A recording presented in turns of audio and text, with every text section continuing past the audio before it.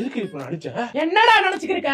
என்னை பார்த்தா கேன மாதிரி தெரியுதா உனக்கு? அப்படி எல்லாம் தெரியல. நானும் பாத்துக்கிட்டு இருக்கேன் அப்பையில இருந்து. வீட்டுல தானே இருக்கேன், வீட்டுல தானே இருக்கேன், குத்தி காமிச்சு பேசுறேன். குத்தி காட்டலாமா? குத்தி எடுத்து குத்தி காமிச்சு பேசிடுவேன். அது சும்மா துணி இருக்கு. வீட்டுல சும்மா இருக்கேன்னு நினைச்சியா?